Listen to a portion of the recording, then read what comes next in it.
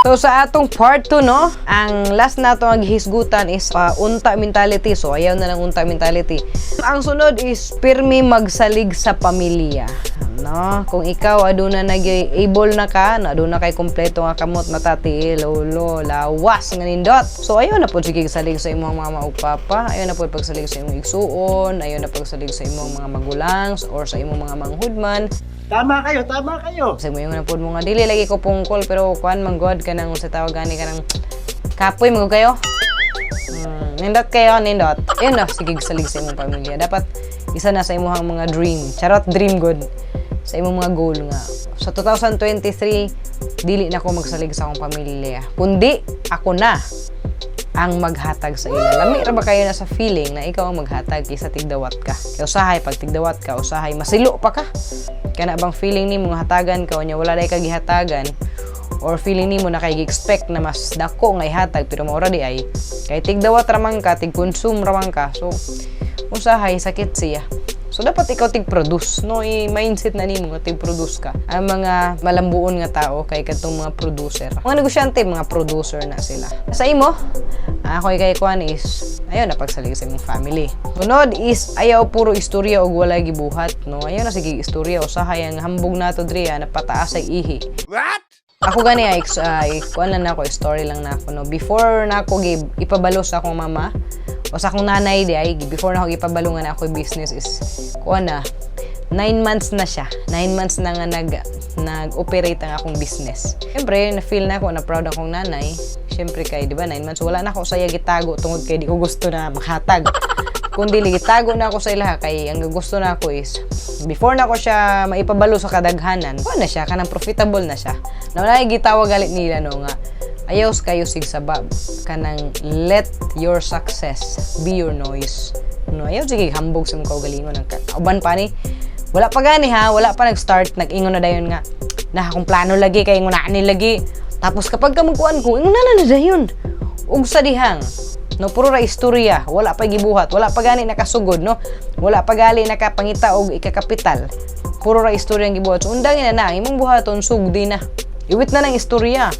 Kay pasagdi sila nga makita nila ang imong resulta. Sunod is undangin na ang dili mag-risk. No, risky magud kayo mag-business, risky magud kayo maningkamot sa mga pangandoy kay kapag ka mangandoy ka mo gasto biya ka. Bawa pangandoy nimo mahimo kang vlogger. No, mupalit kag phone, mupalit kag ring light, mupalit ka og microphone, mupalit daghan kay paliton.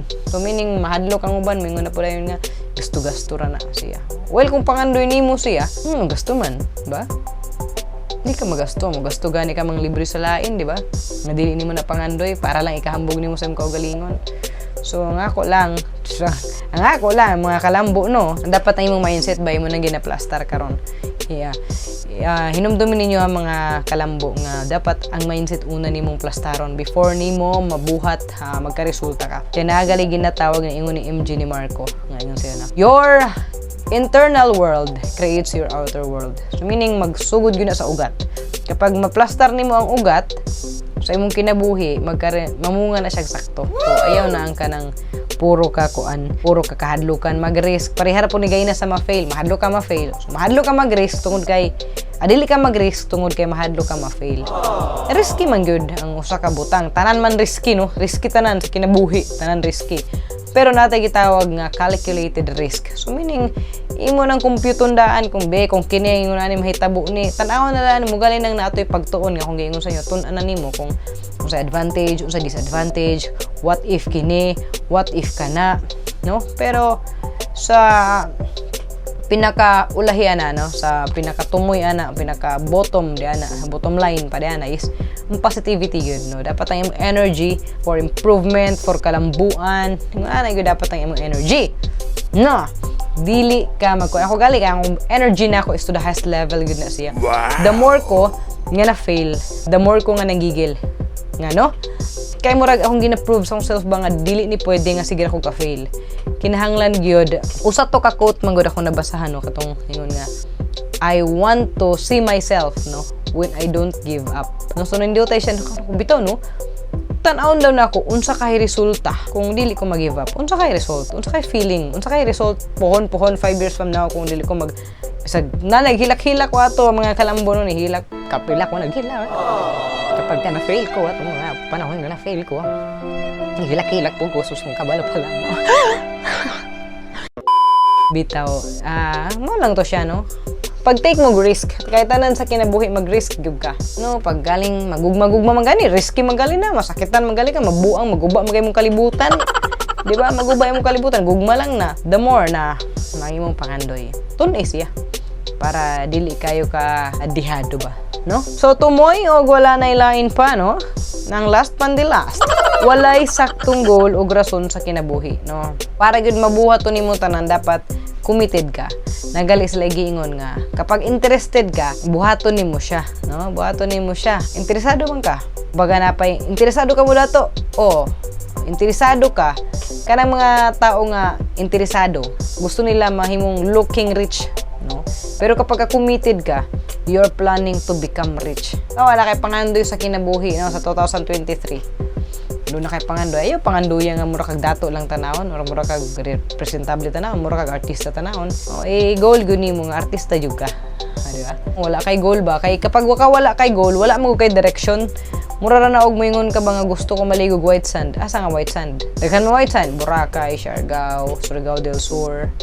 So meaning ang imuhang kuanon is nagay kay goal. White sand, Barobo, Kabgan. Wow!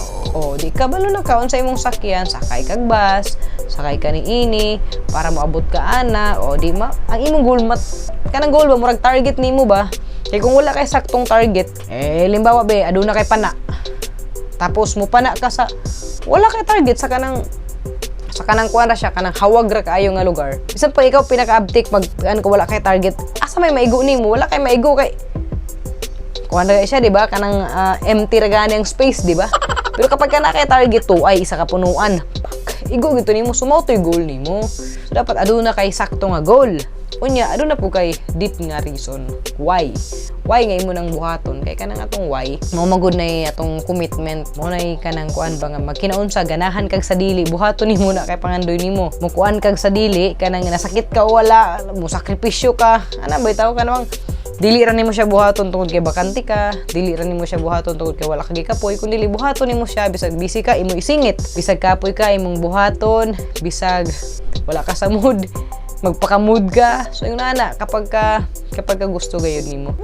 So gali mo na ang inyong kinahanglan nga bag-uho, no. Ayaw na buhata sa 2023, di ba?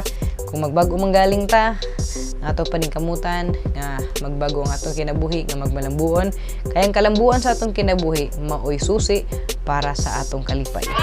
So ayaw kalimti o pirming dumdumi nga Lambo Bisaya.